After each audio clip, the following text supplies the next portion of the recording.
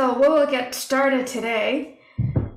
Have a sip of water, or if you're having dinner, it's totally fine. Or wherever you are, having a coffee while you're driving, as long as it's safe. I do encourage you to turn your cameras on. So I know it's in the middle of summer, so people might be busy and long weekend is coming up. We're having the webinar today on the 22nd of July. So it's the middle of summer. And whether you're a new investor or old investor, or not in terms of age, depending on your experiences. So if you're thinking about where to start or wanting to think about how you should map out where you should be going from where you are, first thing first, if you want to know where you're going, when do you need a map? Is when you actually have a goal.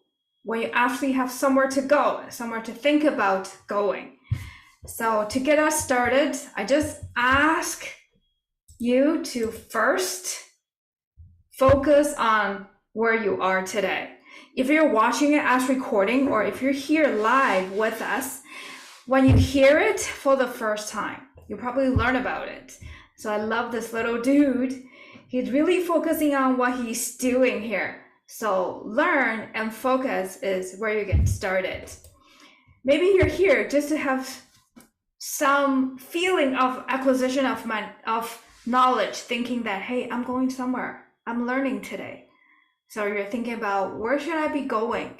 If you're here just to acquire knowledge, first thing first, put your camera on.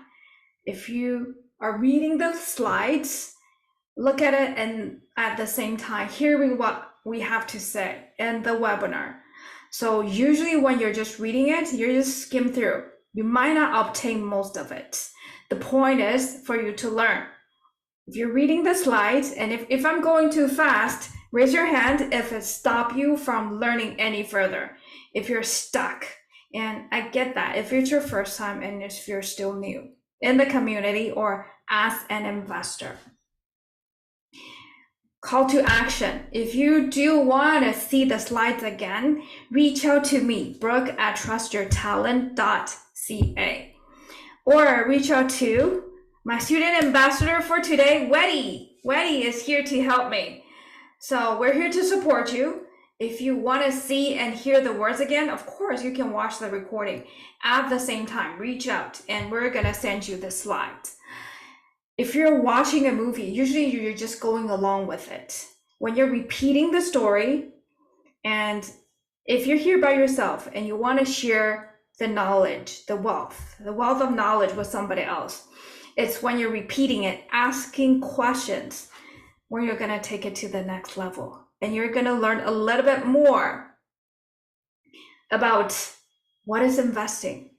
So for me, I really enjoy teaching, because, hey, I'm also learning something new as to how do I express it in a way that even if you're new, even if you're talking to a joint venture, perhaps new investor coming to your program, coming to invest with you, if you can present it and teach it as if you're doing the real thing, then you're really taking it to the next level. 90% of the learning, you simulate. So being here, meaning that, hey, we give you examples so you perhaps don't have to make the same mistakes again.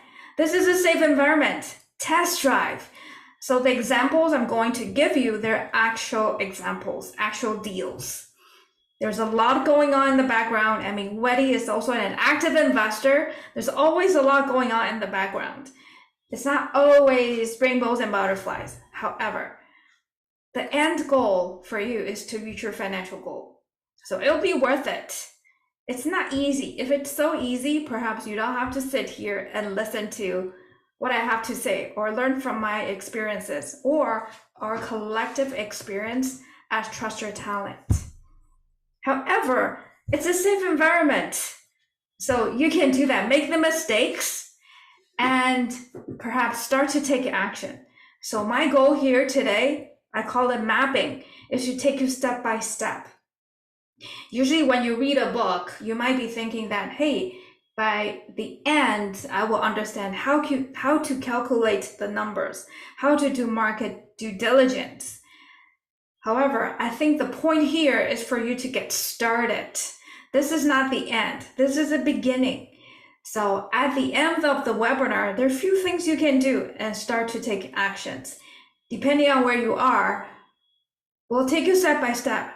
You might not have the answer right at this point.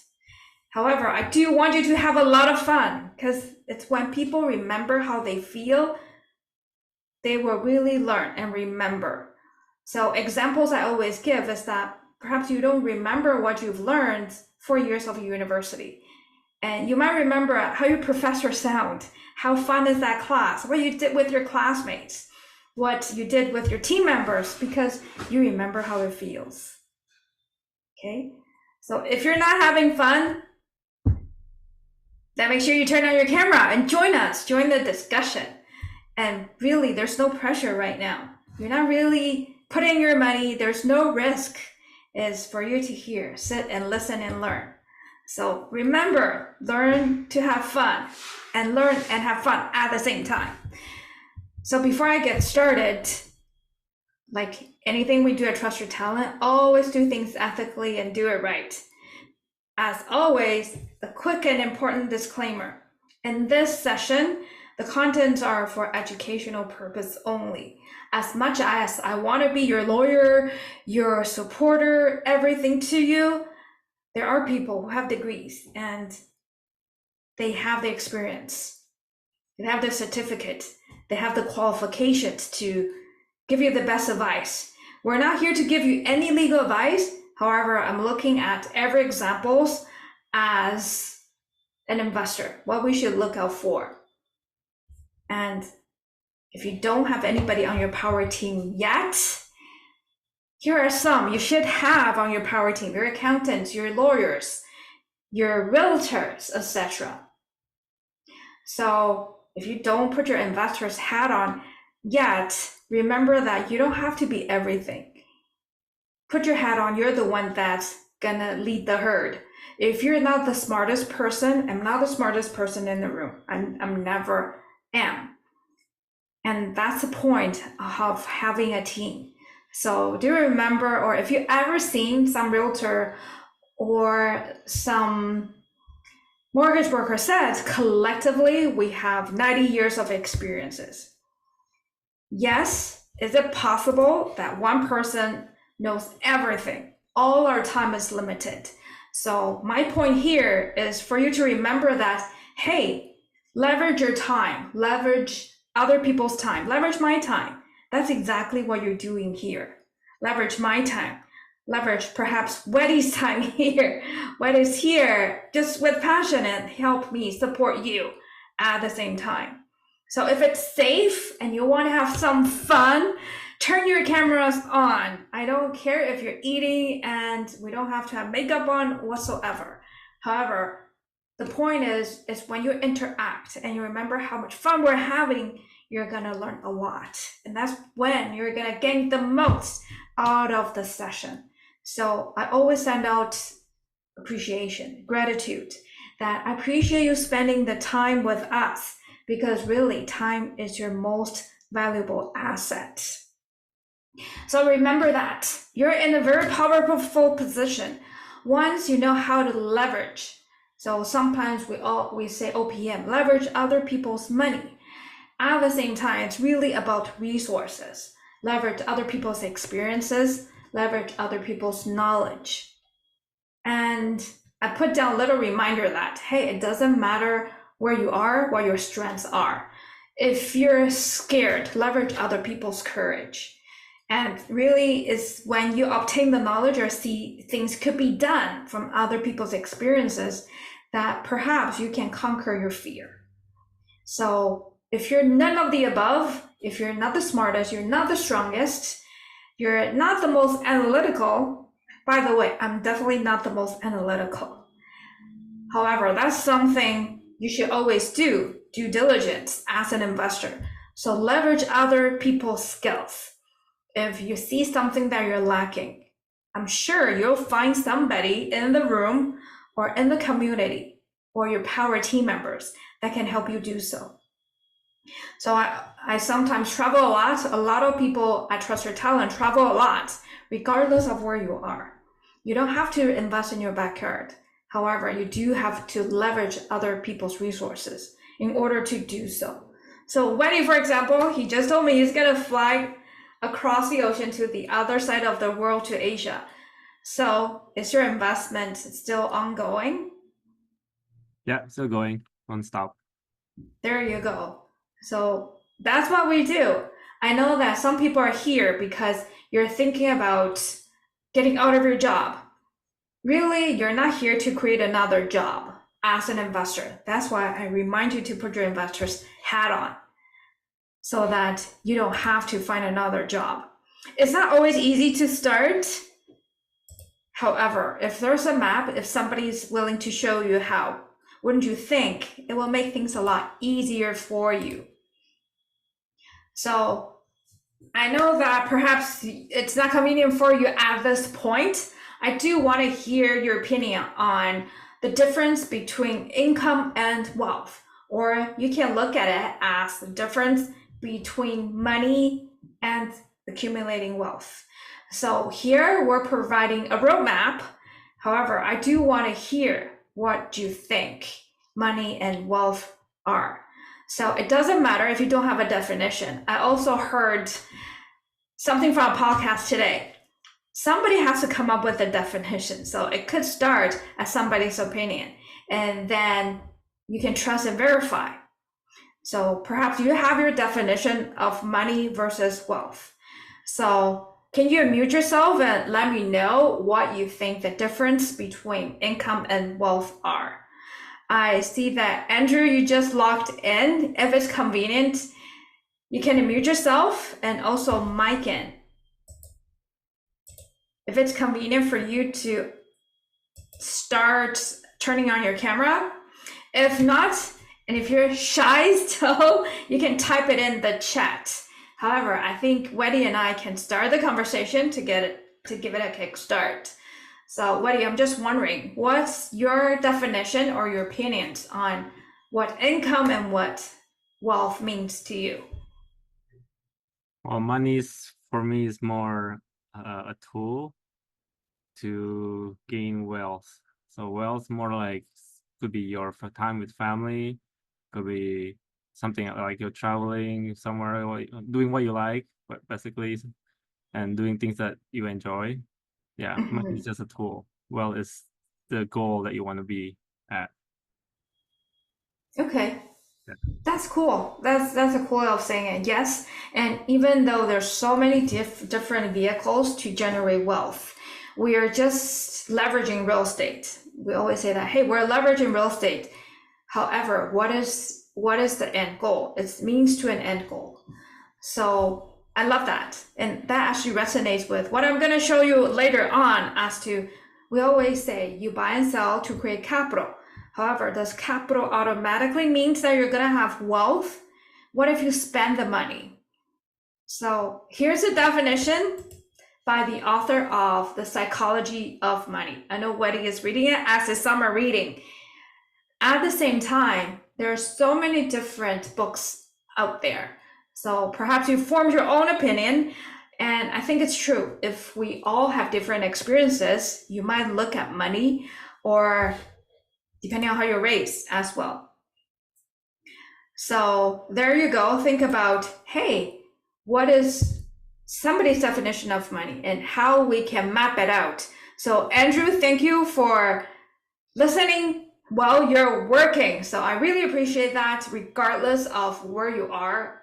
And again, no excuses, what obstacles you might face. If you think that, hey, just because it cannot be done, or somebody said it's a hot market, I'm not able to go in. Hey, it's summer, I'm busy, I'm not able to learn. Or perhaps you're thinking, I don't have the capital, I don't have the resources. My goal is for you to see that, hey, whatever the obstacle is, first we already talk about, you can leverage other people's resources, whatever it may be. So let's get started.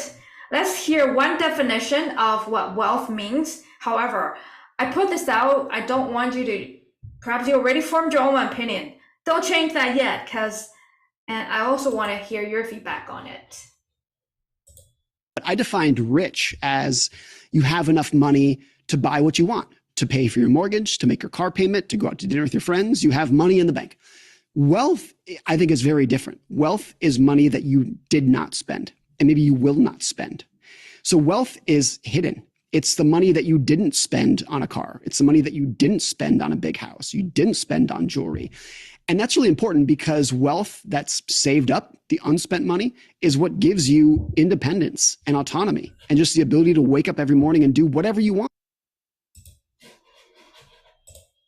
with your life. And so I think separating that is really important because when most people say, I want to be a millionaire, what they actually mean is, I want to spend $1 million. So if you get a chance to read the book, there's a lot more in there. However, I think since we're talking about mapping your way from income to wealth, this is a good way to start the conversation. So think about where you are. And we always ask you, what are your goals? What are your goals? Usually if people are telling you one day, when you talk to an investor to perhaps come into your deal as joint venture partner, if people are telling you, I just want to make $10,000, if their goal is just to make money, it's hard for them to stay the course. Because like I mentioned, even though we're going to go through examples, ask you how you calculate ROI, what is your return, how much cash flow you're going to be able to enjoy, regardless. If you don't think there's an end goal, if your goal is just to, again, like he said, spend $1 million, how long do you think you can stay in the game? So we really dig deep as to, hey, finding your why, finding your goals. It might sound like cliche. However, that's really the foundation of getting you started. So let's get you started. Even though we're talking about real estate, we also have paper asset at Trust Your Talent. And also, even within real estate, there's so many different streams of income and different strategies. So it resonates with what we just heard. If you're spending that money, if you buy and sell to create capital, that's when you start to build your wealth. So once you have the capital, you buy and sell, you buy and hold to create wealth. So you hear us saying it like bumper stickers. Buy and sell to create cash. You buy and hold to create wealth. So not too long ago, we talked about there are people who are able to make 7 figures, 8 figures in their lifetime. However, they're not able to buy and hold. So if you're not able to sustain the wealth, and whether it's piggy bank, whether it's your house, he used Morgan Housel used the term money that you didn't spend. I'm not against people having the luxury or enjoy spending money where they want to spend the money. So if your goal, or if you really enjoy sports cars, if that is your goal, create enough wealth so you can generate the cash flow to support that. So it's not a liability to you.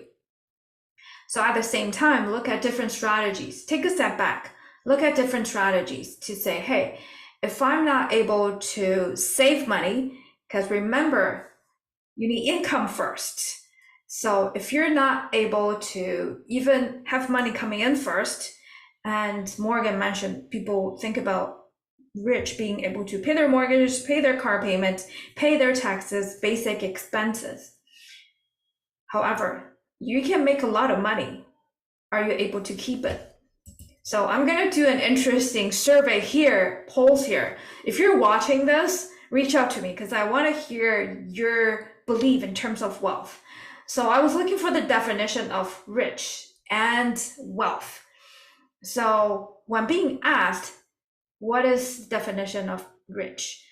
And often you hear people say, hey, so-and-so makes $500,000 a year. They are rich. However, that's in terms of income. Can they consistently do so? If you're in my age group, in the late 40s to early 50s, you're in your prime earning age. However, that also means that after you slow down and you're aiming towards retirement, you might not be able to generate that $500,000. So this is the $500,000 in income is by definition the top 1% earner. Again, you're going to be the top 1%. So you're not going to do what the average person is doing. You're going to do something different. When being asked, what is the net worth you should have? Meaning that, hey, money you put aside, not spending on cars, on things. What do you think is considered wealthy? So in a survey, people say, hey, $1 million in net worth, meaning that you have $1 million sitting aside to create wealth. That's considered wealthy or high net worth. So that's by definition. So Weddy, can you do me a favor, pull out the polls on generating wealth? That's why I use the title, $1 million in your portfolio, because in general, people think that, hey, if I have $1 million, I feel a lot safer. I feel that I'm wealthy. Okay. So if you own more than $1 million in equity, if you have less, regardless, it doesn't matter. It really doesn't matter. And by the way, I also want to share something else that reminded me. It's up to you if you want to pay off your mortgage. It's up to you if you're not able to sleep at night, if you accumulated too much wealth. A lot of the training as an investor, especially, I aim to work as the bank. A lot of the training as an investor is to help you feel comfortable carrying a lot of debt. For some people, you feel very uncomfortable if you have to leverage your house, if you still have a lot of mortgage on your property. So in the example of Morgan Housel, you can continue watching that podcast, that interview. For him, he felt liberated after he paid off his mortgage. However, I understand, even for myself, a lot of people started investing by leveraging their house, getting HELOC, home equity line of credit. Perhaps you're still at the stage to accumulate capital. And remember, take money out as an investment, not to buy luxury goods. Take money out, feel comfortable with using debt to make money. However, if you're unable to sleep at night, think about how you can generate wealth or generate income from real estate, the cash flow to pay for your mortgage so you can sleep better at night. So a lot of it really depends on where you are, what kind of personality, the personality type perhaps. So let's end the poll and share the results. So some people have real estate, some people you might not. Thank you for sharing. Not judging, I don't know who put in the answer, I'm just looking at the number. So, okay, so if you don't have $1 million, let's put out the map, the roadmap to see how we are able to do that. By the way, it's true that the top 1% in Canada makes $500,000. However, the top 1% in net worth is actually $2.2 million. Okay, so just to give you a perspective on, even though that's what people think, really you need to have 2.2 to be in the top 1%. So keep that number in mind. It also depends on your age group. If you're under 20, as long as if you have $10,000, you're the top 1%. I'm talking about in general average.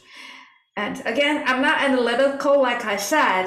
I remember these numbers just to show you that, hey, if that's how you feel, remember when a definition gets started, not my definition of definition. When people are talking about a definition, it started from somebody's opinion, they perhaps trust and verify. And if we just look at the numbers, how much do you think you'll need? I use this example a lot when I talk about retirement, talk about creative financing, talk about RSP.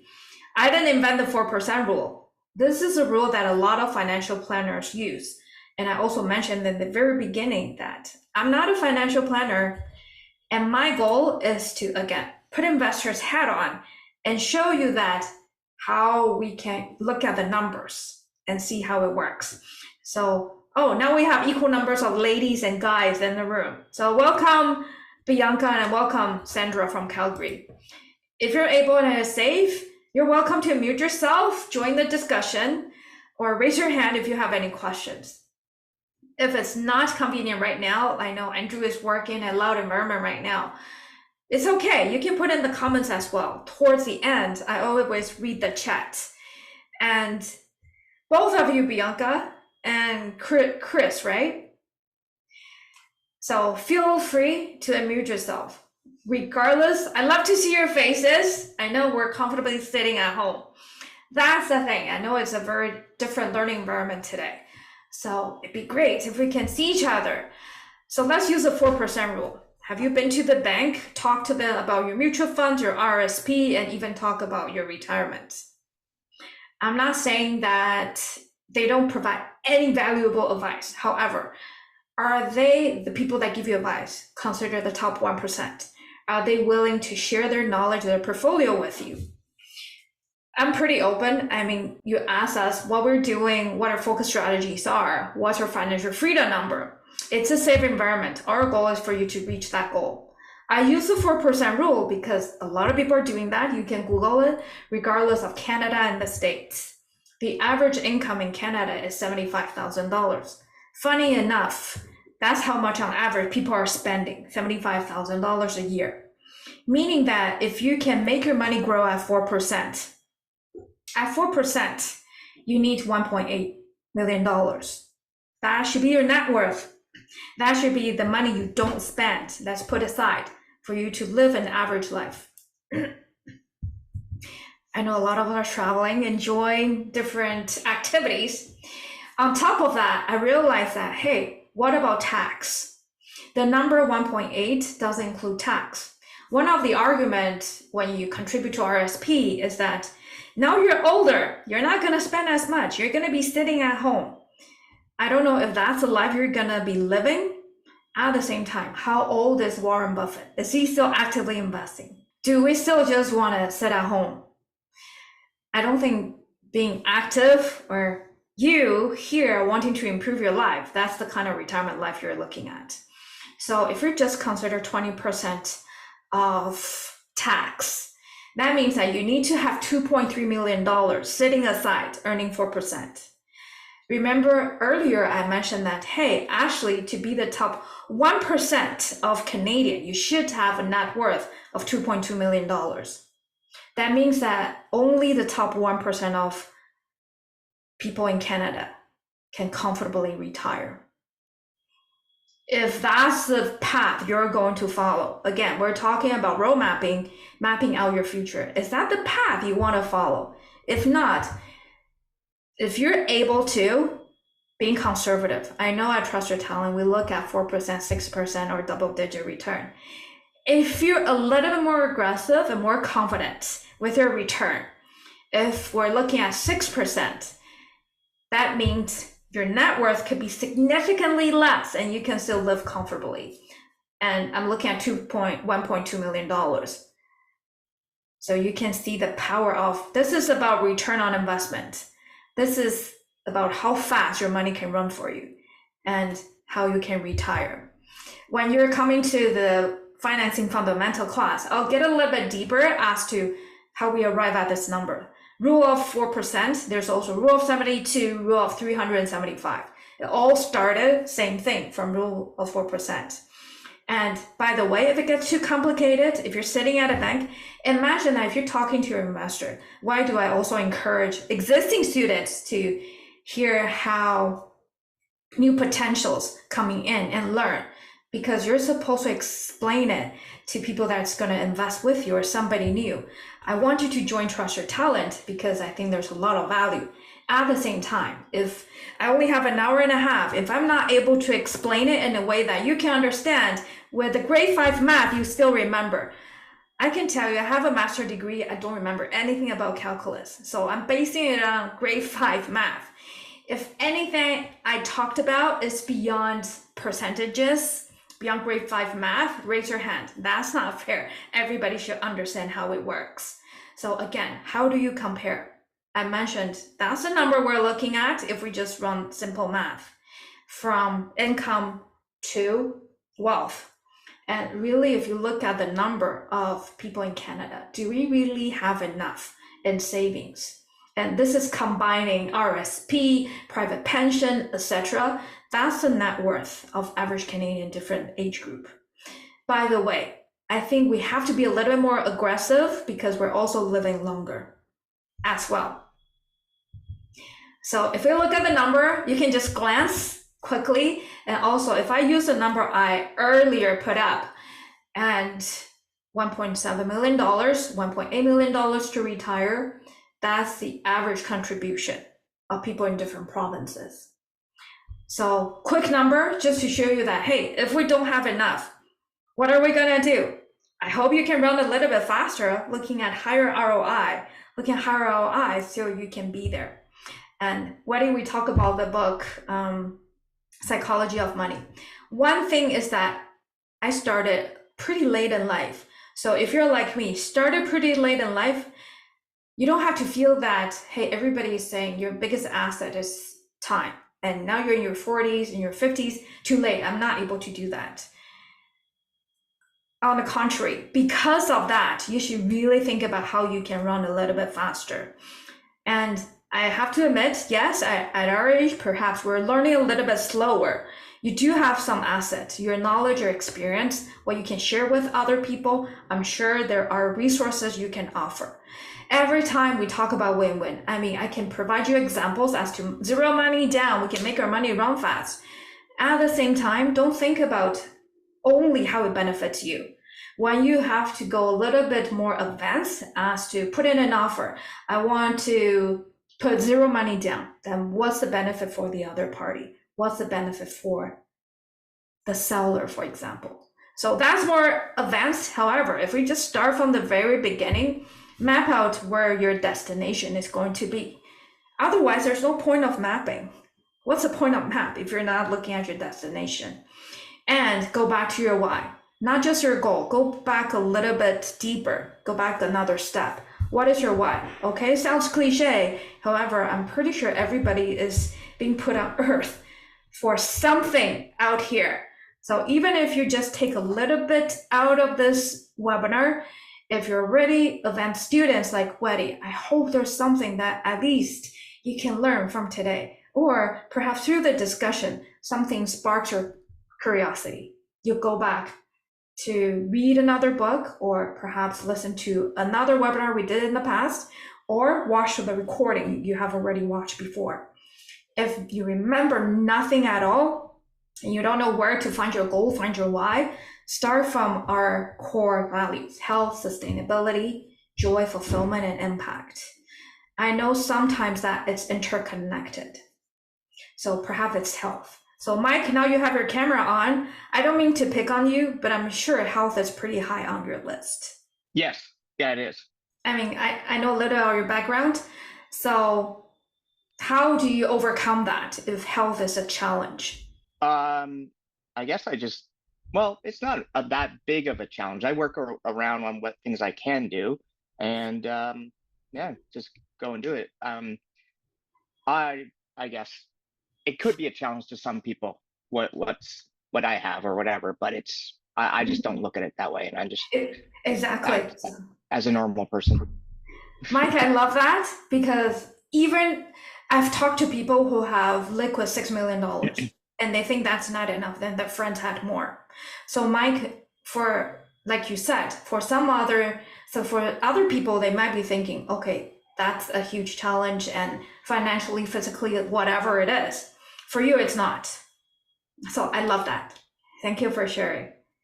So what is your goal then, or which value that resonates with you the most that's listed here? Well, I would say the most, I would say fulfillment. That sort of thing. I mean, health, yeah, that to me, that's, now that I've learned so much, that should be a natural for everybody, but fulfillment and joy, and just, I don't know how to explain it, but an ease of life, that it's something I can do that I like, that just makes my life easier, rather than like where currently I am in northern Alberta, working, drilling an oil rig. There you go. So thank you for sharing. And for today, I do hope you have pen and paper ready. So always have your why, your goals in front of you. If you're doing this and thinking, oh my God, I'm spending an hour and a half with Brooke. If you don't have a goal and a why and a reason, everything will sound like a chore. So if you have a bigger why, so Mike, you're building your real estate portfolio. So health definitely is not a challenge because, hey, this is something we can overcome. Same thing with real estate, whatever it is, if it's funds, if it's knowledge. And you know, the funny thing is, I think it's in the community, a lot of it is there's too much to choose from. So I don't know what to do. It's like drinking from a hose. I don't know what to do. I don't know how to narrow it down. Whatever the challenge is, I hope you have a bigger enough why and goal. So I know there are students who have a vision board. I used to do that, but I think now I have gratitude journal, I have intention journal, depending on whatever you want to achieve this year. For me is fulfillment and impact. Actually, fulfillment is number one. So I have to remember what my intention is every day. So if you know what it is, and I always quote Oprah, sorry, she says she's such a great manifester. She doesn't need to write it down. She can do it in her head. If you still need to, sure, vision board, whatever works. Or even one of the most important thing is, like I said, people sometimes feel overwhelmed. If you have a strategy coach, today I'm going to quickly go through different strategies. However, really it's just means to an end. If that's still not clear to you, speak to a strategy coach. Even ask to, okay, what am I supposed to do next? So I want to make it as easy as possible for you. Every step of the way, that's what you need to do next. So the next live event, the workshop, if you're brand new and you're not at Trust Your Talent yet as an event student, next step for sure, go to the workshop. So we'll go through, basically simulate what it means to be an investor. The money theory, whatever money means, and really test drive. You have an hour and a half with me. You have 3 full day immersive experience. And that's really when you're going to learn and see how we do things.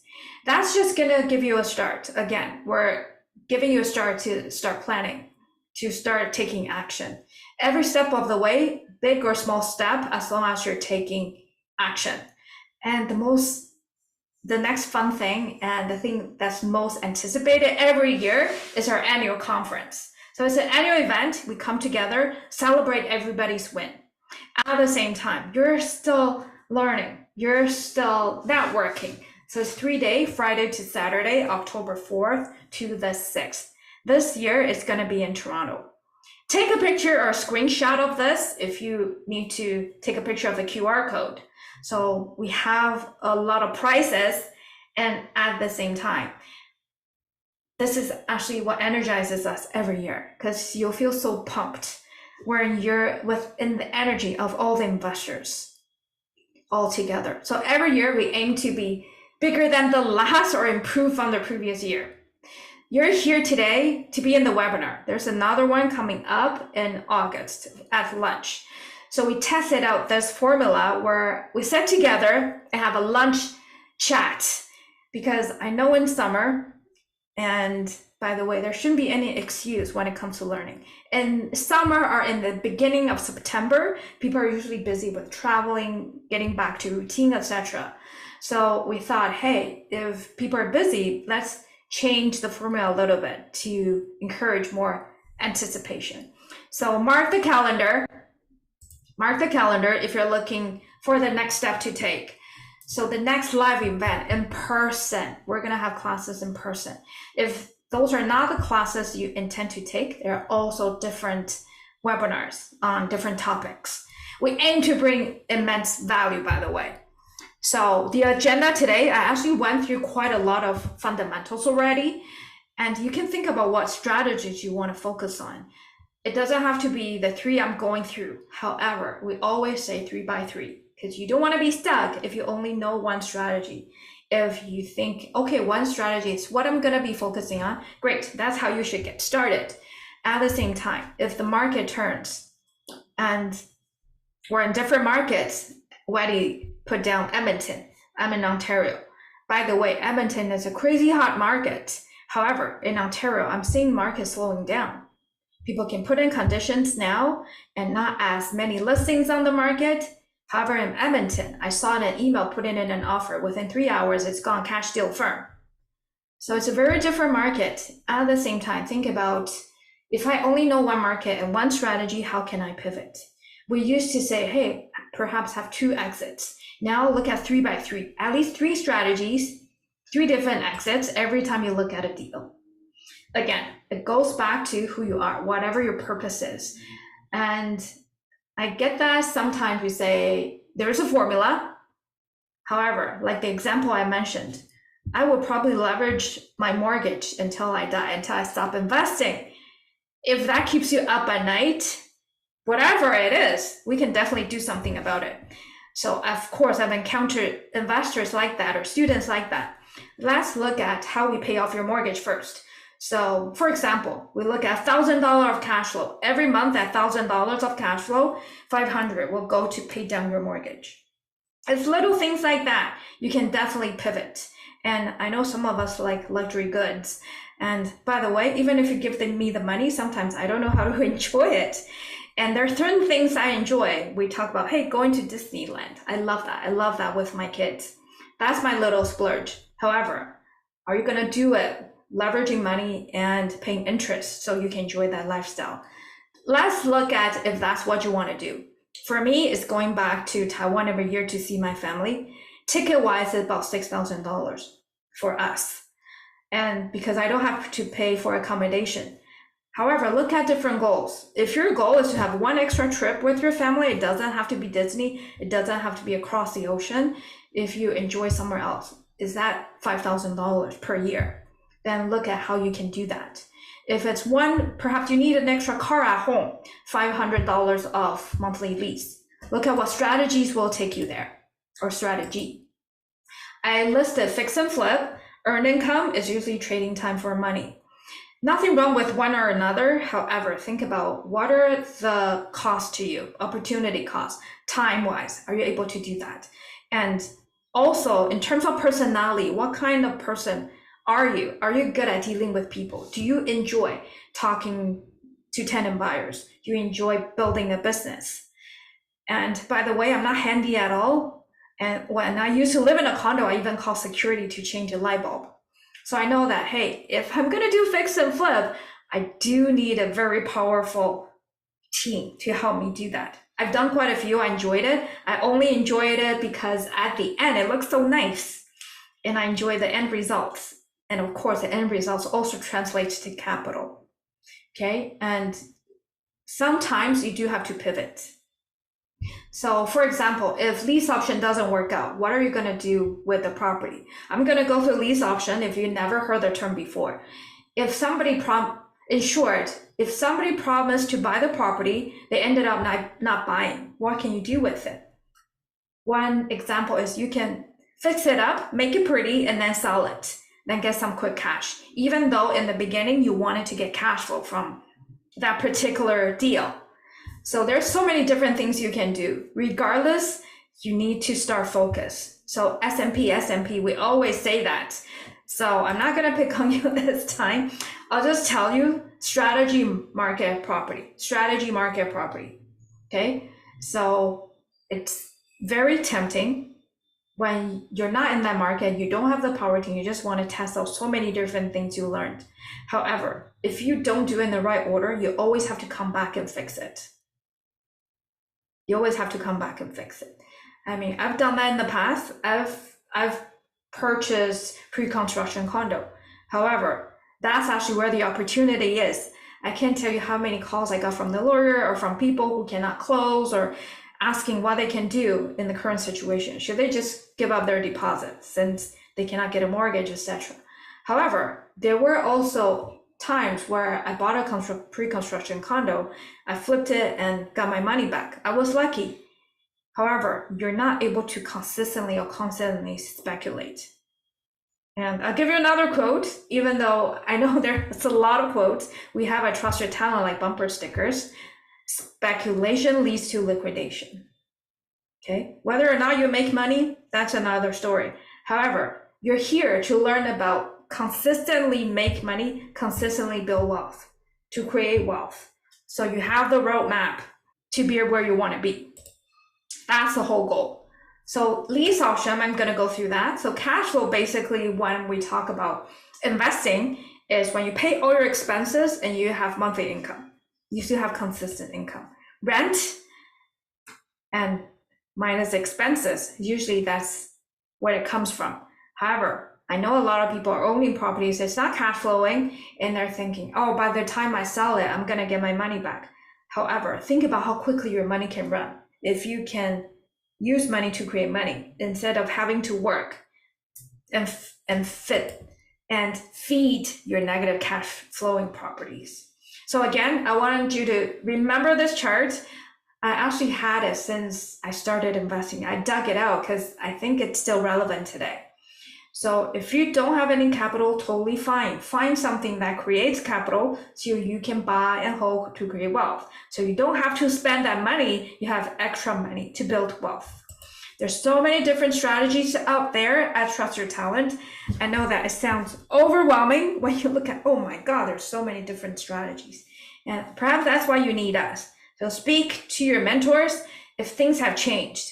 By the way, even your goals perhaps are not set in stone. I asked Mike, what is your core value this year?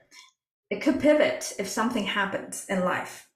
And all of a sudden I realized that, hey, I want to focus on joy. That's me last year. Because I realized if I don't enjoy doing this, I'm not going to make an impact. I'm not going to feel fulfilled. So these are the courses out there. Soft strategy, hard strategies, usually that means that you need soft skills to complement the hard strategies. However, I'm partial, I teach creative financing.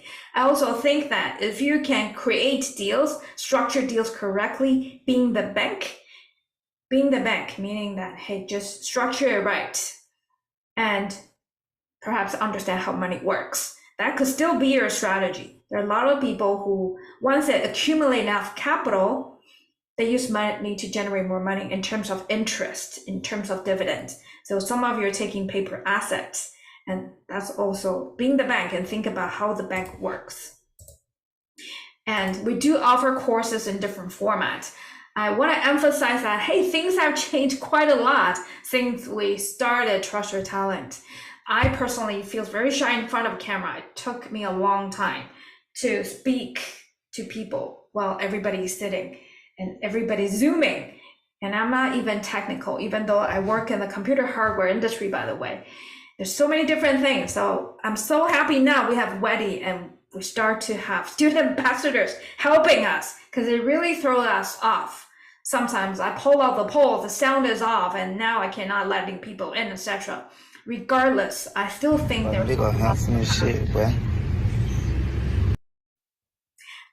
there's a lot of value in meeting people in person, as well.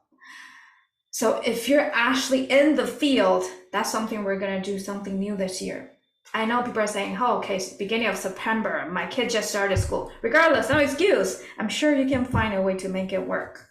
So we're going to have a field trip in Edmonton. And, same thing with mentorships. Don't get stuck on the market. You can apply the same skill once you want to build another market. So again, understand how to put in offers. We're going to focus on how to build a power team. If you're actually walking through a property, or we're even going to do vacant land, what are you going to be looking at? How are you going to run the numbers? So I do want to put it out there as something new. If you're new to the community, you do have to go through the core courses and step by step. However, put it out there. It's out there now. Field trip is happening. So let's start from the strategy that's most intuitive to most people. If you have watched HGTV and seen people flipping houses in half an hour, there's a lot of in and outs you're not able to do in a short time. By the way, I heard another definition of risk. I just want to share that with you. Risk is something you cannot foresee. Risk is something you cannot foresee, meaning that regardless of how much budget we put in, even if we're being conservative, there's still always something we have to deal with that's not going to be within your plan. So getting out of your comfort zone is very important. That is why sometimes you look at other people's example, you're thinking, can I really do this? Yes, there's a lot of ups and downs and a lot of stories I can tell you that might sound horrible, make you want to quit. However, the end results will help you reach your goal.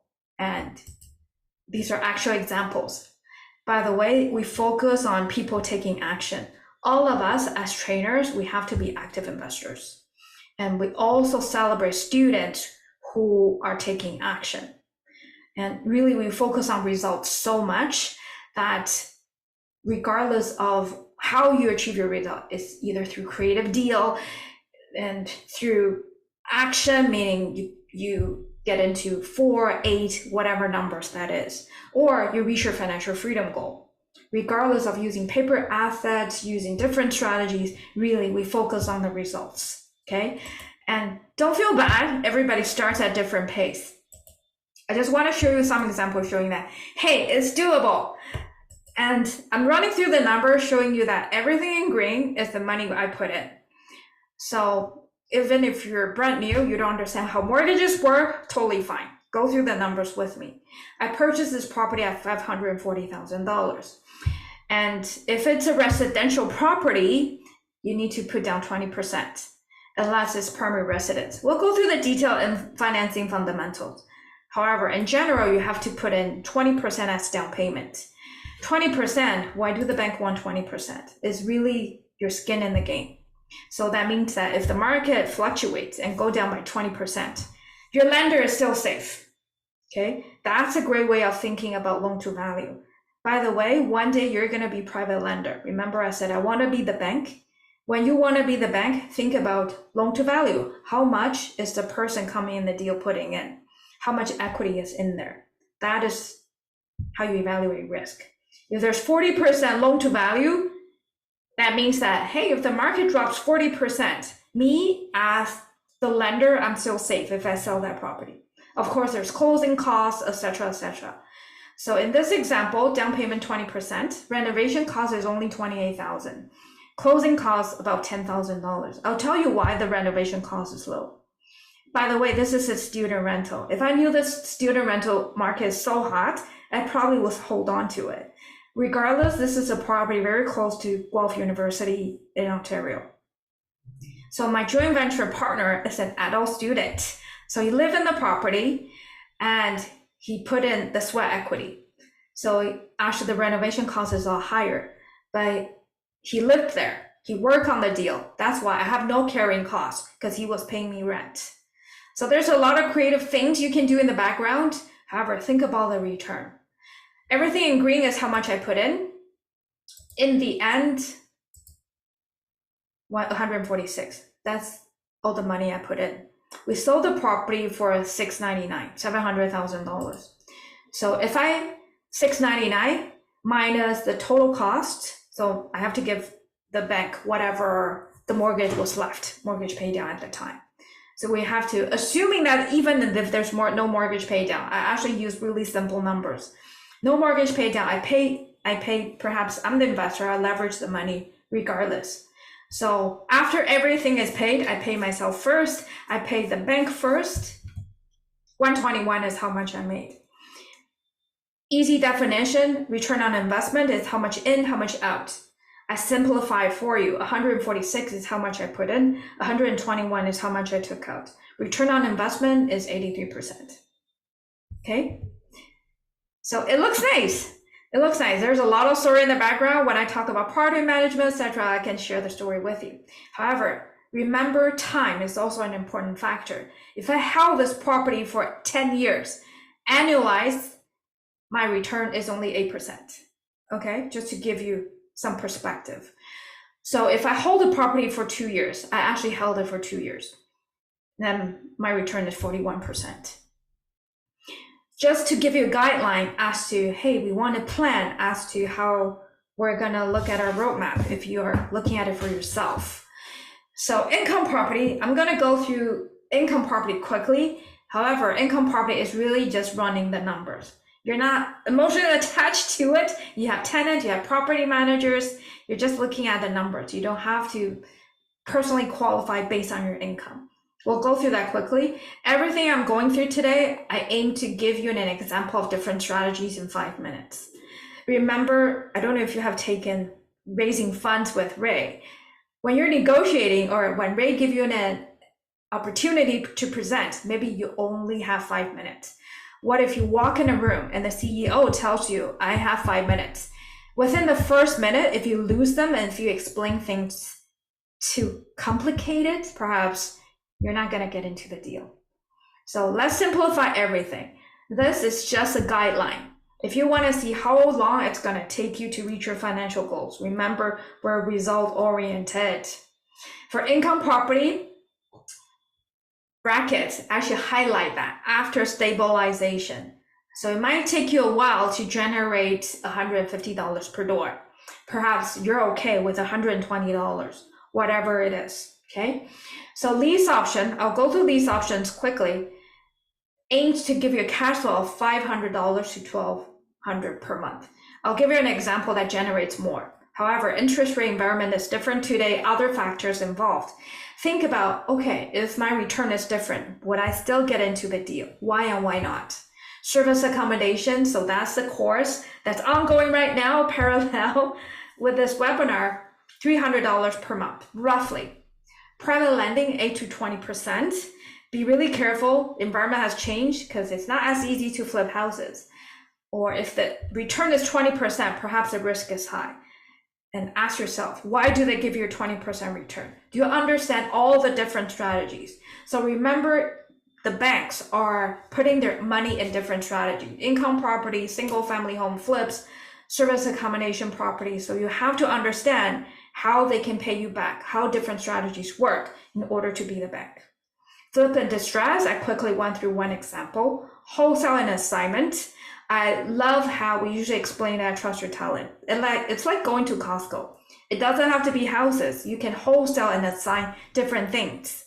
If you buy something cheap and sell it for a higher price, or sell the contract at a higher price, you can make money doing that. If you're really good doing that, you can leverage the same skill in different areas, in different industries. It doesn't have to be just real estate. So that's just to give you an example. If it's a really good deal, for example, for wholesale, I put down 5,000. If it's a deal, zero money down, and you found a really good deal, you can generate more than that. Okay, it really depends on the deal. My goal here, and the goal at Trust Your Talent, is for you to reach your financial independence goal in 2 to 5 years. I mean, in the beginning, it sounds like a lot of helps. However, you're really gonna see the big jump, the hockey stick improvement in your income, in your ability, and how quickly you talk to people and generate different deals. If I'm not making a difference in your life, I'm open to feedback. Our goal is to make sure that our mission is to make a difference in your life, and there's value. And whatever your investment is, you're gonna get it back. We can look at, hey, how many deals for you to get your investment in, for example, tuition back. And if you're going through, or if you have a university degree, can they tell you how quickly you can make your money back with your tuition? So there you go. I appreciate the silence, no. I know that's the case. However, our goal is to at least provide you with a roadmap. And again, it's up to you. You still have to take action. However, we're going to hold you accountable for reaching your goal and doing that. Let's go through a lease option deal, because I know actually for me, that's my reason of investing in real estate, or in my education, sorry. Because I've heard about flips.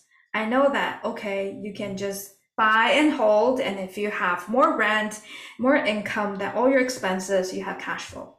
So a lot of the time, perhaps you already have a concept of how different strategies work. Lease option is slightly different because it's so creative. That's actually what intrigued me to learn about real estate and financial education. So to simplify it, there's 2 portions of it. There's rent, just like regular rent.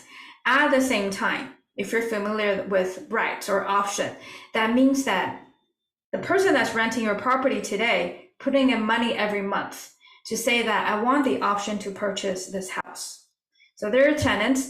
remember that any contract, there has to be money exchange, even if it's $1, for it to take effect.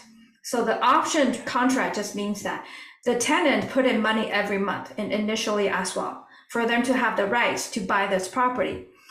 We use that, remember I talked about your skin in the game, like your loan to value, how much you put in. So for the person that's living in the property, the tenant, their option, which is going to be converted to their down payment when they decide to purchase and qualify for a mortgage. That means that, hey, they're buying their right, their option to purchase. So on top of the rent, they put in what we call option consideration. Your expenses is just like a regular rental. You're not paying any utilities though. The person who's living in it, who's going to be the homeowner, will pay for all the utilities. So all the income, rent plus monthly option, minus mortgage, tax, insurance, that's basically your cash flow.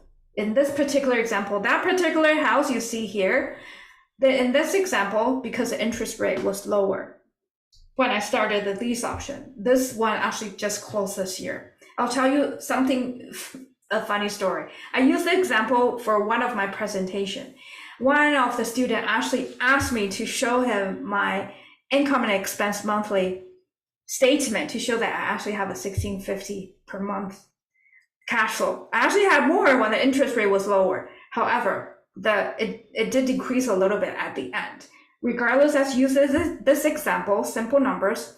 So $1,650 per month is my rent, my monthly option, minus expenses. That's our cash flow. Two ways of making a profit in a lease option situation. Number one, cash flow every month. Number two, when you sell the property at the end. So profit at sales is whatever price you agree on, that's called the option price, minus your initial investment. Again, you have to pay back your mortgage, you have to pay back whatever the initial investment is, your lawyer fees, etc., etc. In this situation, the total option is going to be converted back to down payment to the tenant buyer as a credit. So after all the expenses, the option purchase price minus initial investment, lawyer fees, mortgage, total option, depending on where you are in Ontario, there's land transfer tax. Where Weddy is, there is none. So regardless, took the two profit together, add them up, minus the initial investment in 3 years. By the way, that 40% is per year if you run the numbers. So if you do that, 42%. And if I'm doing this deal with Bianca, we each enjoy 21% of investment. And we each enjoy about $825 of cash flow per month. So by the way, Weddy and myself, if I look at, I want to travel back to Asia, and if 2 months of cash flow, that only gets me economy. If I want to enjoy a little bit, 4 months of cash flow, I can fly business class. So look at how it translates to you as to what's important to you. If you look at this example, if you consistently do this, by the way, there's a lot behind it. Take the advanced class, how to talk to the tenant buyer, perhaps, I mentioned in my book too. The first 100 deals, I talked to probably 100 people or so. The first few calls, 45 minutes, I don't know how to hang up because I have to hear their victim stories. At the end, I get to the point, I want the numbers. I can sort of tell if they can be qualified or not. So there's a lot of negotiation, a lot of understanding how the deals work, the contracts work for you to go through the deals. This is the numbers. However, there's a lot of in and outs that you will learn in the events training. So last strategy, I mentioned income property is a lot of numbers. Yes, it's a lot of numbers. However, we're going to provide you with the Excel worksheets. Plug in the numbers, same thing with lease option. You plug in the numbers, you'll understand, oh, this is how much I'm going to sell the property for, and what's my cash flow, what are my expenses, use a calculator, I know how much mortgage I have to pay back at the end. Everything will be provided after you go through the class. However, think about what it means, and also how can you improve the performance of different deals. For a lease option deal, you can also get really creative. What if you have an investor who can qualify for the mortgage, who has a job, but their cash is invested in paper asset, for example, so they don't have the down payment? How do you leverage? What are other resources out there? Okay, same thing with income property. One thing I think a lot of people hear about income property, and the reason they want to join is that, oh, they heard I don't have to qualify personally anymore. This is my job, and that is all I can qualify for. So they're thinking, okay, for income property, I can just go in. However, at the same time, you have to have the net worth to show that. They look at different things. You have to have the net worth to show that, hey, you can carry the mortgage. And in the class, I also talk about accredited investors. However, I don't agree that just because you make that 1% we're talking about, just because you make $400,000, does that mean you're educated, you're accredited, you can invest in certain projects that other people don't know about? I don't agree with that. However, we can go through that. And the reason I brought this up is sometimes, even if you are educated, perhaps use other people's resources, use other people's qualification to show the overall net worth, okay, in order to qualify for income property. So there's so many different things you can look at. And I talk about so many different resources just to show you and give you an idea that, hey, I might have one thing, I might have something else. Regardless, you can get into different deals.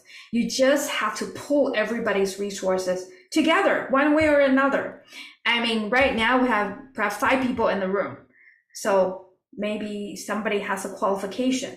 I know some of you are still working, so I'm looking at you thinking, okay, for a lease option, I need somebody to qualify for a residential mortgage. So when we get into income properties, and there's different definition as to income properties and how financially your lenders look at it. So usually financially it's 5 units and lower, that's residential mortgage, because you have to personally qualify. However, when we talk about multifamily in our curriculum, multifamily, I like the definition of income properties better because it could be 2 doors, it could be 5 doors. However, it has to bring you income. And you think that's commercial multifamily. At the same time, if it's fewer units, you still have to use your income and personally qualify. Okay? And since we're talking about wealth, there's a lot of numbers you're going to be looking at when you're analyzing an income property. Since we're talking about wealth today, I will just show you one number. Just like when we go to lease option, I just went through the number to show you that, hey, this is a cash flow you can enjoy. This is a return on investment, ROI. So again, this is probably grade 6 or grade 7 math. So if you're looking at the formula of cap rate, you hear the cap rate term a lot when people want to sound sophisticated and help you understand how it works when it comes to commercial property. Just look at net operating NOI. By the way, if I use acronyms and you're not familiar with, if I didn't explain what it is, you can type it in, what it could help, or usually I will go through them. If I forget, remember to raise your hand and ask me. So I put down NOI, net operating income. Operating, if you have taken economics or accounting 101, operating doesn't include mortgage, interest payment, or doesn't have to be mortgage. It could be private lending, private funds, whatever debt servicing is not included in net operating income, meaning that your revenue minus your operating expenses doesn't give you the cash flow, okay? Because you didn't include debt servicing yet. However, remember when we look at income property or multi-unit, we're looking at the performance of the building. So taking out the debt, just look at how you can improve the income and the expenses, operating expenses.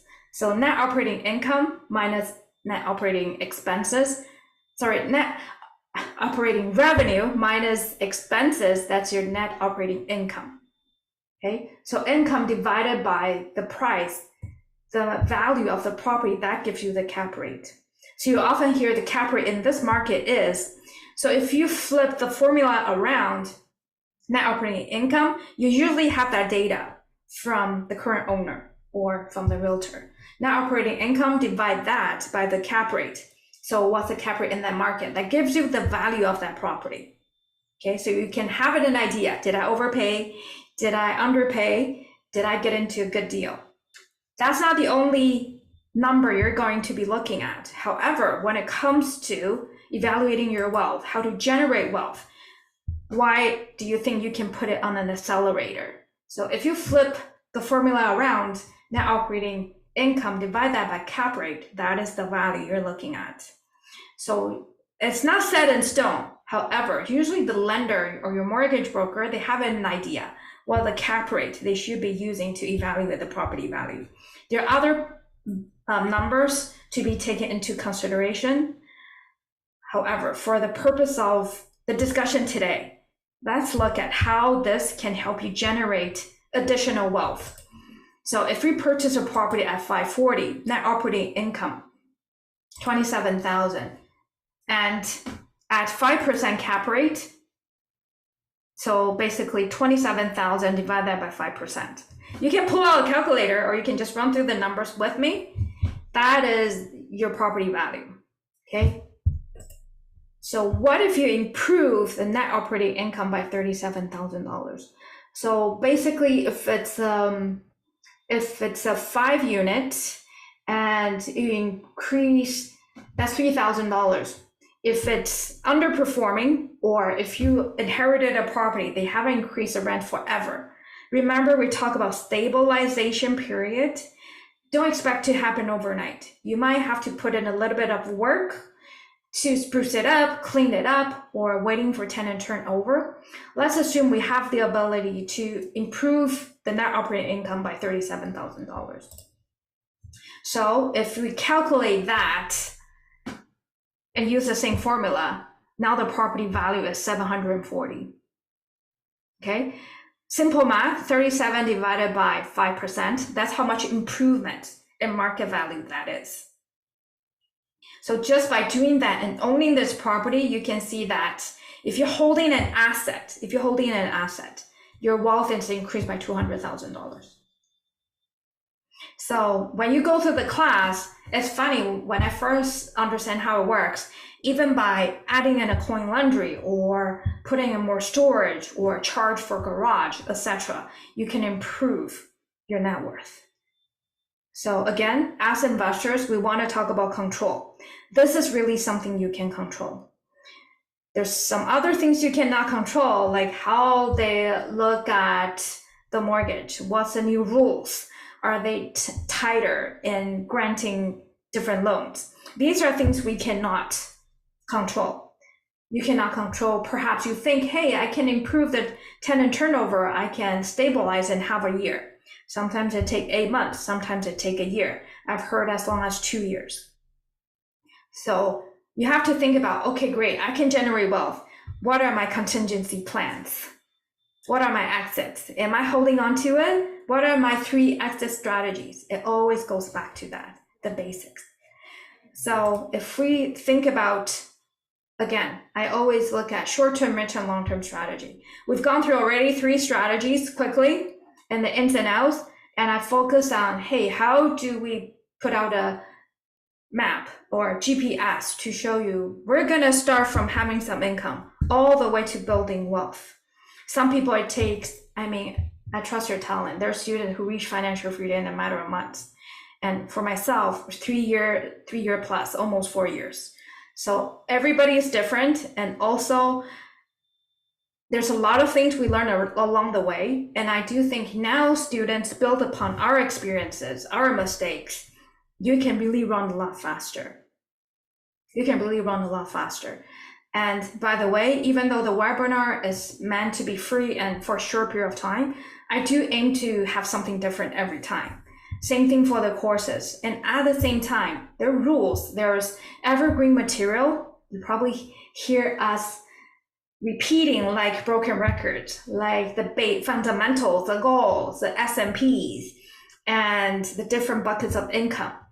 However, look at what goals you are aiming to fulfill. So for example, I already talked about flips and wholesale. Usually it's very short term. You can generate income in a matter of years or even months. By the way, when you wholesale, that means perhaps you're flipping paper You have a deal, you just assign it to somebody else, get a quick $5,000. My very first lease option deal, I quickly wholesaled it for $6,000. However, for me, that was a lot of work. And it felt like a lot of work because there was a lot of fear. I wasn't familiar with it. So it felt like a lot of work, even though it was a short time period. And I mentioned lease option, even though I put it here as the midterm strategy. The example I just gave you, that's a short-term strategy for me. I flipped it in a matter of months, not even.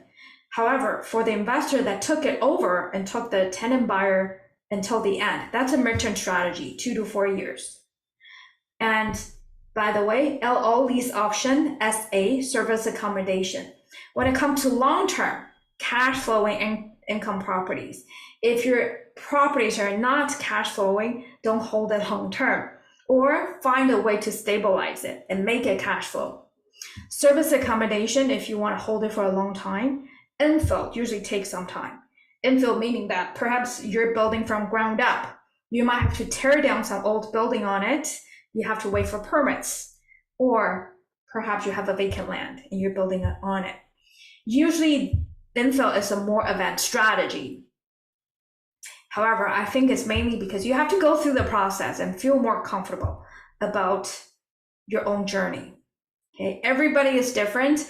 I mean, when we reflect back, we always say, hey, when you play the cash flow game, why don't you go for the biggest deal to get started? I wish I had done that.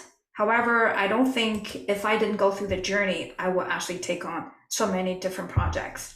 And I see students here already taking on a lot in a very short period of time. So I do hope that's you as well, once you start to embark the journey at the same time. And all the times you spend here within the past 90 minutes, I hope you can see the return on your investment, return on your time, return on your money, and return on perhaps leveraging our knowledge and experiences at the same time. Okay. I do hope to have this in a live setting because there's so much more we can interact and talk about. So a little bit about my journey. Very similarly, I follow the path. It took me quite some time, actually. I started with lease option and accidentally wholesaled a few of my lease option deals because I was scared. I didn't want to have the tenant buyers waiting and no investors. So I wholesaled a deal. Again, time, depending on where your goals are. I ended up having distressed properties because I converted a few properties. I ended up not keeping them instead of and flipping them. Creative financing, once you accumulate some capital, you might want to expand. Everything is about your goal. In the beginning, when I started investing, I don't know if that's how you want to set your goal as well. I want to see my return on investment of my tuition. So I mentioned my first deal. I also look at how the first deal turned into my lifestyle or how it could change my life. And honestly, it actually took me 2 or 3 deals to make my investment back. So you can think about how many deals does it take you. I was lucky. My first deal, probably within 2 months or so, it slowed down a little bit and quickly I got my first lease option deal as well. However, my journey is slightly different because I realized I took a lot of action. I didn't have a lot of profit. I wanted to have a lot on my resume. So I thought, okay, the first couple of investors coming to my lease option deal, I'm willing to share 60%. Or like I said, I wholesale the deal. However, that actually slowed me down when it comes to reaching my financial freedom goal. And one creative financing deal actually took me through to the next level, to my financial freedom number. And I actually had some capital, but I wasn't comfortable just putting the money in being the bank. I like to have a little bit of control.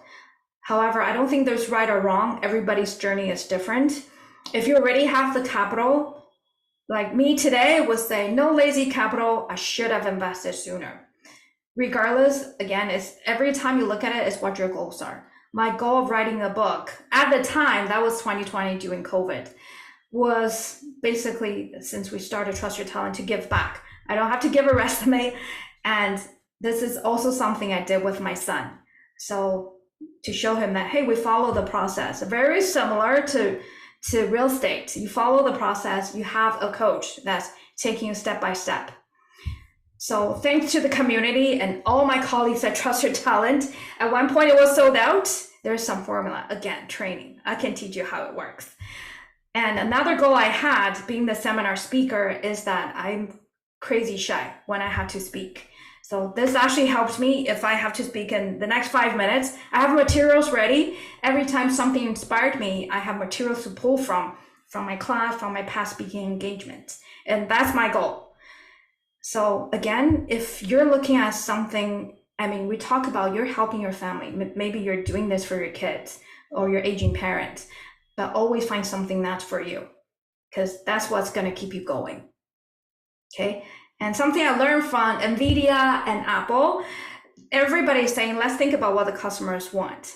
They always think about, they don't know what they want yet. So we're providing something cutting edge. Then how can you provide something that your audience wants? However, I look at it as, okay, we're providing some value. At the same time, it has to fulfill my mission too. So I appreciate that. I think there's always a win-win, whether we're speaking, we're teaching, we're forming a joint venture partnership. So I put down my house there because I use that as creative financing. And at the time we were buying a house, the Toronto market was crazy, crazy hot. So I want to be able to put in a strong offer. Again, this is not an investment. However, think of your passive income, your investment, helping you with your lifestyle. So I was thinking, if I want to increase my budget for another $100,000, I need one more lease option deal to pay for that mortgage. So today, perhaps it's $800 to support $100,000 of mortgage. So if I want to do that, I just need one lease option deal to do that. Okay. So that's the end result. And I learned about infill because of that. Everybody's goal is different. I actually thought, okay, if I reach my financial goal, or when I reach my financial goal, what am I here to do? And my kids are older now. One of them is already out of the house. So sometimes you feel like, okay, I fulfilled it. I understand what empty nester means now, clearly. At the same time, is that done? Does that mean we're putting on the earth to fulfill my duty as a parent and done? I don't think so. I think everybody has what it takes to help each other. So my goal now is to help you, inspire you, and I hope to make the world a better place than when I came to this world. So I hope that's yours too, regardless of what your goals are. I learned that from Oprah. I'm not going to say I got it myself. Everybody's purpose is the same, however you want to interpret it. So this year at Trust Your Talent, we focus on this term, be about it. So I know there's people might be wondering what you're doing, question if you're investing in real estate, it's really going to work. Regardless, as long as you're taking action, you don't have to say a lot. I think I said too much already. Just by being about it, do it, being an example, people will know what you're about. Don't talk about what you're going to do. Don't just dream about what you're going to do. Don't criticize somebody else for what they're not doing. You be it. Be about it. Be about that action and go do it. Keep your eye on your intention. Don't let any outside distraction or your own insecurity stop you from your goals. Know that you're about to make the world turn. I see you. You are everything the world needs. So that's what it was about this year, actually. And it resonates with a lot of us. So even if you're not thinking about it, if you're already doing it, you're showing examples to your family or people around you, or even your coworkers, and maybe someday they will join you thinking, what are you doing today, Mike? I'm wondering how you generate all that income. You seem to take some really fancy trips. How did you do it? So really set an example. I know Richard put up a lot of videos online as well, and in the trusted group. So this is a map, actually fully transparent. If you're not sure what we're doing today, it starts from you. My aim is to educate you, inspire you, to have some fun with you through the examples, and of course, through your participation as well. 3 sample strategies. I thought I like things in 3. It's easier to remember. Scientifically, people absorb knowledge easier that way too. 3-tier corporation structure, etc. 3 strategies today. 3x3, 3 market, 3 exits, and setting you up for success. This is the map, and perhaps you're thinking about how can I give you the numbers. How can I focus on the 3 strategies? Perhaps it's 500 per deal or 5,000 per wholesale. Map it out and use those numbers to see, hey, if I'm working full-time now, if I'm just focusing on perhaps 4 deals a year, 1 per season, how fast can I run? Or 1 deal every 2 months, however that suits your situation. Behind it is investor mindset.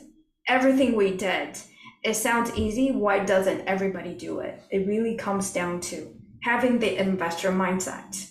So I love the mindset portion. That's why I use the example, a lot of psychology we talked about and how it translates to you.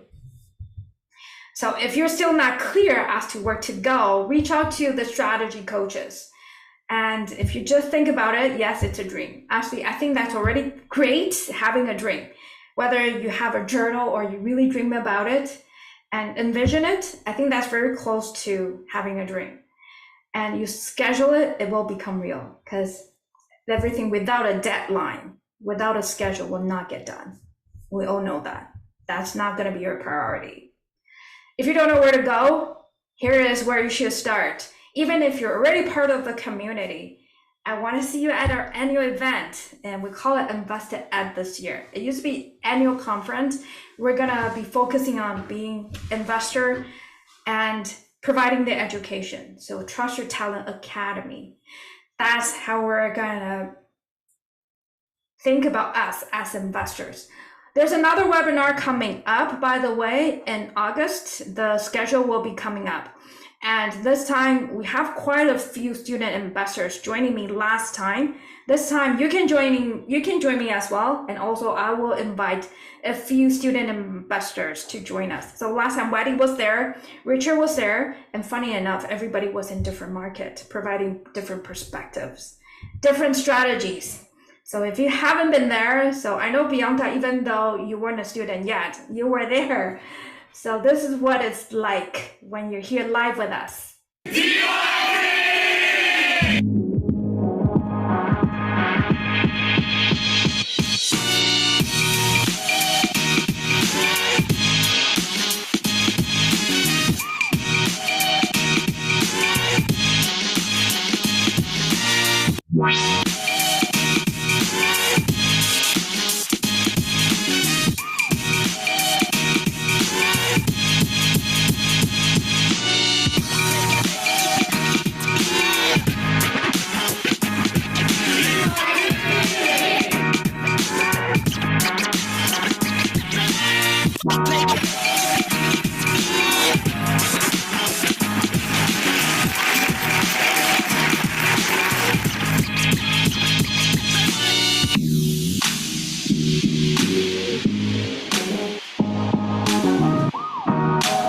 Thank you, everybody. And I will stay here till the end in case you have any questions.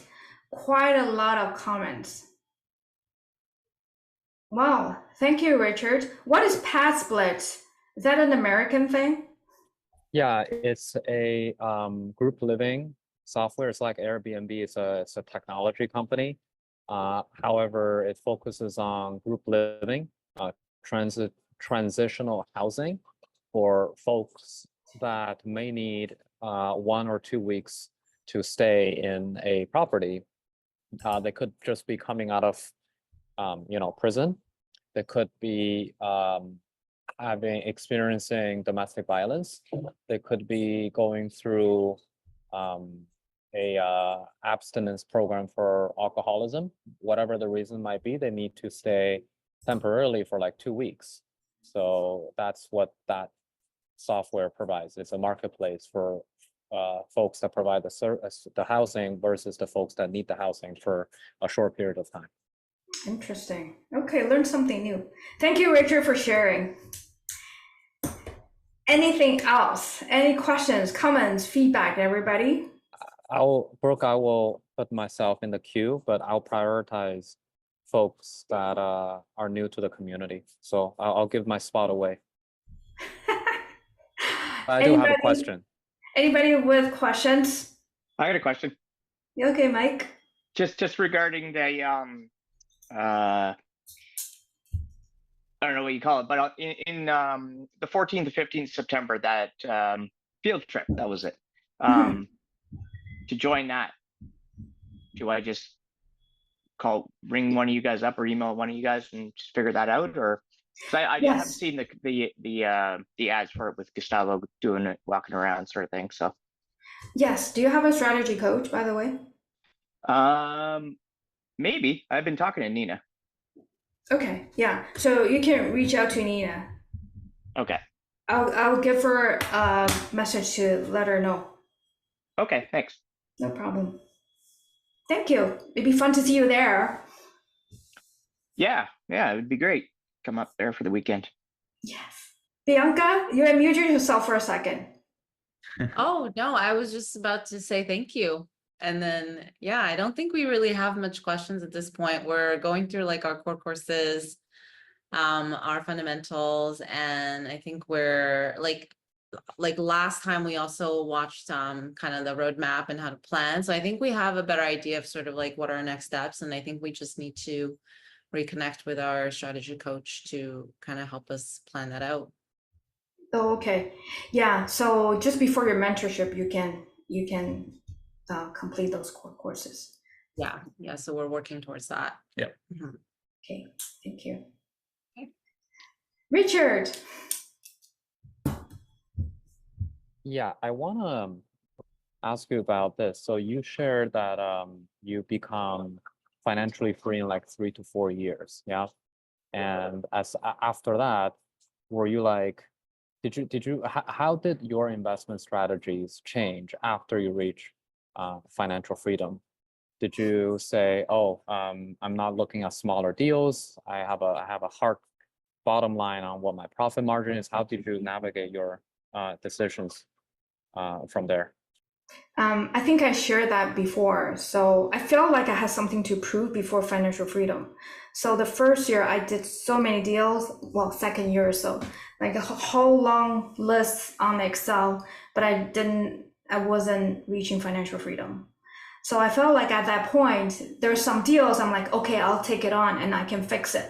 There's a lot of work, right, involved. I'm sure you can feel that too. I think after financial freedom, I don't feel that way anymore. Yes, can be slightly more pickier when it comes to deal. You know, when I said students are very similar in the way that they ask questions. You can tell they want to get into everything. Yes, they drink from hose, but they want to try everything. Even if it doesn't make sense, they want to give me 4 different way of getting into a deal to get creative. You don't have to do that anymore. I feel like we don't have to prove that anymore. So I think financially, you still want to see the deals are good because you want results. Everybody wants progress, but that progress doesn't have to be, I don't want to say ego because not everybody's the same. I think at that point, in the beginning, everybody has to prove that, hey, this works. My education actually worked. So one of the biggest thing is sometimes at a mentorship, we will look at, okay, at least I get you to your tuition back, your investment back. That's the very beginning. It might not be the best deal. However, you don't have the credentials yet. You don't know the people yet. Perhaps you don't have the system yet. So before that, it's a learning process. There is a lot you have to go through, the bad and ugly, which is fine. But then after financial freedom, at the same time, okay, I reached that goal. I think it's like any goal, then you have to ask yourself, then what's next?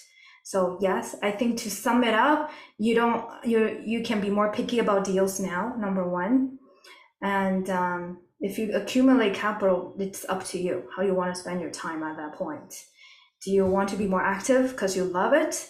Or perhaps, Richard, you're going to be joining us. You're going to be busy. So you're going to plan curriculums, other things in life, then you want to be more passive. So my strategy became more passive because one thing, our house is built. So it's done. So I can slow down a little bit and then focus on something more passive. But I've been passive for a while, even though I'm a money partner, even on lease options, etc. I feel like, okay, all of a sudden I want to be active again, just to feel just to get into the grind. That's all. I hope that answers your question, but that's an interesting question because I constantly think that too. And sometimes if you don't have a concrete goal, I have to, for you, like reach my financial freedom, get out of my job, then you reach that goal, you will feel like, okay, then what's next? Right. Yeah. Thank you. No problem. So I actually appreciate the opportunity to be at TYT because I feel that they give me another goal to have to make an impact, to find fulfillment. Yeah, so it's cool because I've been here since the planning stage before TYT was formed even. So it's cool. So thank you everybody for being here till the end. That was a little bit more sharing. And I do want to hear more from you than me talking. So reach out. I want to hear more from you as well. And thank you. If you're new here, my name is Brooke. I'm a trainer and mentor, seminar speaker at Trust Your Talent. And I do hope to see you live and see you next time. Thank you, everybody.